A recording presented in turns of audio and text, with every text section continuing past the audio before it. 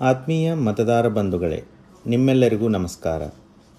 ಇಂದು ನಾನು ವಿಶೇಷ ಸಮಗ್ರ ಪರಿಷ್ಕರಣೆ ಅಂದರೆ SIRಗಾಗಿ ನಿಮ್ಮ ಎನ್ಯುಮರೇಷನ್ ಫಾರ್ಮ್ ಹೇಗೆ ಭರ್ತಿ ಮಾಡಬೇಕು ಎಂಬುದರ ಬಗ್ಗೆ ಮಾಹಿತಿ ನೀಡಲಿದ್ದೇನೆ.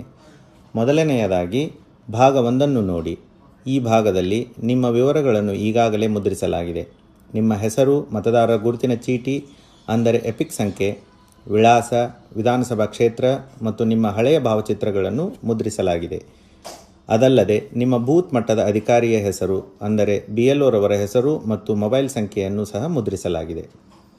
ನಿಮ್ಮ ಮುದ್ರಿತವಾಗಿರುವ ಭಾವಚಿತ್ರ ಹಳೆಯದಾಗಿದ್ದರೆ ಅಥವಾ ಅಸ್ಪಷ್ಟವಾಗಿದ್ದರೆ ನೀವು ಹೊಸ ಭಾವಚಿತ್ರವನ್ನು ಒದಗಿಸಬೇಕಾಗುತ್ತದೆ.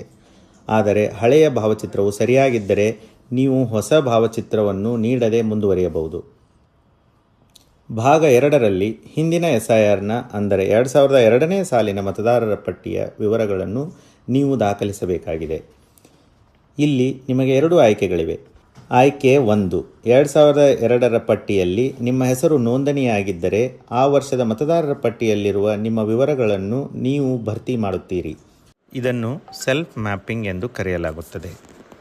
ಆಯ್ಕೆ 2, ಒಂದು ವೇಳೆ 2002ರಲ್ಲಿ ನಿಮ್ಮ ಹೆಸರು ನೋಂದಣಿಯಾಗದಿದ್ದರೆ ನೀವು ನಿಮ್ಮ ತಂದೆ, ತಾಯಿ, ಅಜ್ಜ ಅಥವಾ ಅಜ್ಜಿಯವರ 2002ರ ಮತದಾರರ ಪಟ್ಟಿಯ ವಿವರಗಳನ್ನು ಒದಗಿಸಬೇಕು.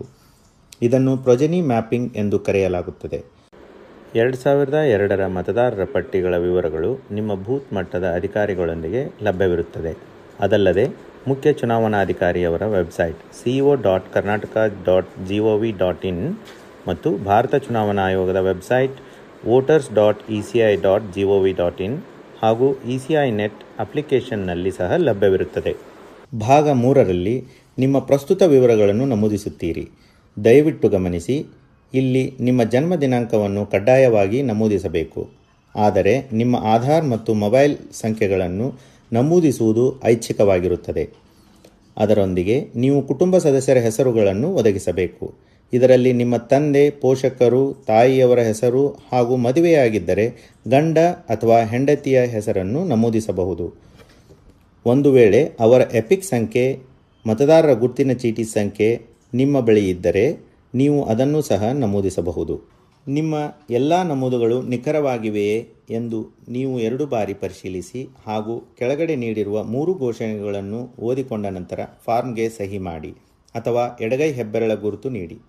ನಿಮ್ಮ ಅನುಪಸ್ಥಿತಿಯಲ್ಲಿ ನಿಮ್ಮ ಪರವಾಗಿ ನಿಮ್ಮ ಕುಟುಂಬದ ಯಾವುದೇ ವಯಸ್ಕ ಸದಸ್ಯರು ನಿಮ್ಮೊಂದಿಗಿನ ಸಂಬಂಧವನ್ನು ನಮೂದಿಸಿ ಸಹಿ ಮಾಡಬಹುದು.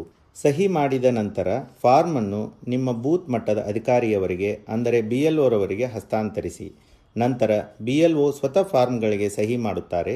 ಅವರು ಅಧಿಕೃತ ದಾಖಲೆಗಳಿಗಾಗಿ ಒಂದು ಪ್ರತಿಯನ್ನು ಇಟ್ಟುಕೊಳ್ಳುತ್ತಾರೆ ಮತ್ತು ಇನ್ನೊಂದು ಪ್ರತಿಯನ್ನು ನಿಮಗೆ ಹಿಂತಿರುಗಿಸುತ್ತಾರೆ. ದಯವಿಟ್ಟು ಈ ಹಿಂತಿರುಗಿಸಿದ ಪ್ರತಿಯನ್ನು ಸುರಕ್ಷಿತವಾಗಿಟ್ಟುಕೊಳ್ಳಿ, ಏಕೆಂದರೆ ಇದು ನಿಮ್ಮ ಅಧಿಕೃತ ಸ್ವೀಕೃತಿಯಾಗಿರುತ್ತದೆ. ವಿಶೇಷ ಸೂಚನೆ: ಎನ್ಯುಮರೇಷನ್ ಫಾರ್ಮ್ ಜೊತೆ ಯಾವುದೇ ದಾಖಲೆ ಒದಗಿಸುವ ಅವಶ್ಯಕತೆ ಇರುವುದಿಲ್ಲ. ನಿಮ್ಮ ಅಮೂಲ್ಯ ಸಮಯಕ್ಕಾಗಿ ಧನ್ಯವಾದಗಳು.